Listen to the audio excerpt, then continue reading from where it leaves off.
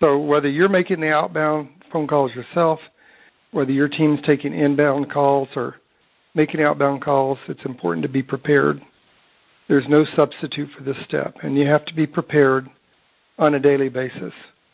You know, the challenge of making phone calls or receiving phone calls is to be enthusiastic on the 80th call as you were on the first call. I know in some of the call centers that I ran, we wanted them to do outbound calls 80 to 100 a day. We wanted them to have 2.5 hours of talk time. And it was very difficult at 2 in the afternoon for people to be just as up and enthusiastic as it was when they made their first phone call at 8 or 8:30 or whatever time it was. That brings the other issue, and that is being urgent. You want the message to be perceived as important. That whether it's you making the call yourself, whether it's your team making the call, or whether you're receiving inbound calls, it's really hard for your people to make the call seem urgent on, again, the 40th or 50th or 80th call. When your team learns a script and they learn a pitch down, that pitch becomes an integrated part of their sales personality, and therefore it becomes mundane to them. It's difficult for them to get the concept sometimes and to remember that this is the first time that the person they're talking to has heard the pitch. Yet your person or you have used that pitch maybe 40 times today. So it's sometimes a little challenging to keep the message the same on every call. But it's a basic telephone tip that has to be in there, and that's some of the stuff that we have to monitor. There's some tools you have to have. Again, I don't know all of your industries on here. I'll look some of them up. So some of these tools will be applicable, some of them they won't. But there's some tools we have to have. If you're doing a pre-call to set up for somebody else to talk to the person, then you have to have a calendar available. If you're setting appointments for a field force to go out, then you have to have a calendar available. Not a bad idea to have a map available. I used to do outbound calls, and I like to have the map available because it was really easy to look where the person was at, particularly when I'm doing business-to-business calls. It's important to have the phone script pop and the rebuttals.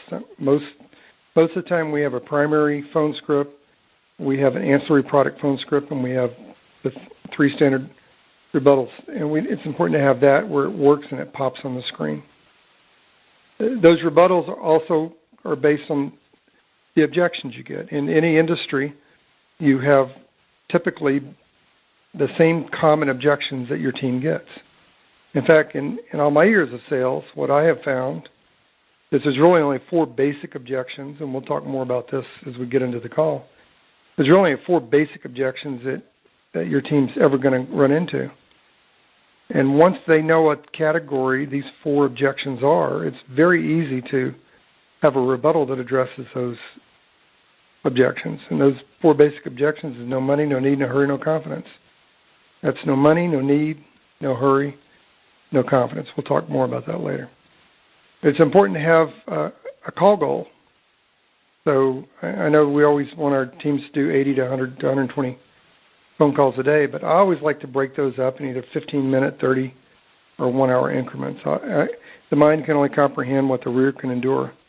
When people are on the phone and they make 15, 20 phone calls, they get 2 or 3 people on the phone, they've got 20 minutes of conversation in, it's good to break it up, and it's good to have something to measure by that's attainable for them. Sometimes making 80 or 100 phone calls for the day seems like a far reach, either for new people or people that have kind of gotten a rut. Sometimes breaking that down to interacting with a person or having them interact with you after they made 10 or 20 phone calls or their first 2 conversations is a good way to acknowledge what they're doing and give them those rewards, those emotional rewards that we like to have when we're making those phone calls. You know, it's a very isolating type of a job that they're doing. It's a very isolating type of behavior when you're making 80 to 100, 120 phone calls a day and talking to someone. And it's a lot of rejection. Sometimes the worst rejection is the dial tone, not the person hanging up on you. Sometimes making that phone call over and over and over again becomes difficult. So set a period of time for them to call. Listen, I'm a hard taskmaster, so once I hire somebody and we sit down and go over the goals, and we say this is how many calls you're going to make a day, this is what your talk time is going to be, then I expect them to follow through with it. It's their job to tell me they're having a problem, not for me to babysit them. I get paid too much to babysit. But I do want to manage my expectations. So it's important that I know my team's selling style and what works for them and what doesn't work for them. And sometimes I have to set time periods where they interact with me throughout the day to break that call period up. So what I would tell you is teach them not to quit until they reach the goal. Once they start accomplishing goals, and this is the problem with hiring people to work in a call center or to do outbound calling is, we tend to hire people because they say they are goal setters. In fact, that's one of the questions that I know a lot of my friends that run call centers ask is, we're looking for goal setters. And I would tell you that may be the worst person to hire. I like to find people that are goal achievers. Because if you get someone who's a goal setter, and they say there's a goal setter, but they can't give you concrete examples of when they've accomplished that goal, then you might just end up with a team of wishful thinkers. I like to get goal achievers. So even if they've set small goals, but they've accomplished it, then I know that they know what it takes to accomplish a goal, and then we can expand the expectations from there. This is an important philosophy that all people working the phones, whether you're doing outbound or inbound calls, have to really accept. They have to make this a mantra for themselves, and that is that they're running a business.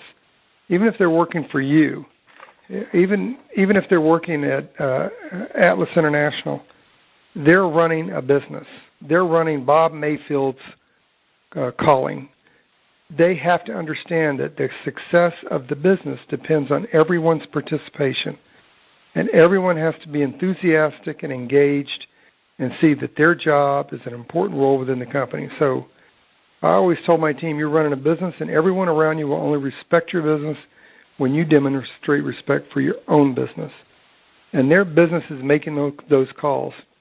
I mean, we all do business planning. We all do forecasting. So if I've got 10 people in my call center, or I've run call centers with 120 people in them, but if I've got 10 people in my call center, I know how many calls have to be made. I know how many dials have to be made for the day, how many talk times have to be done.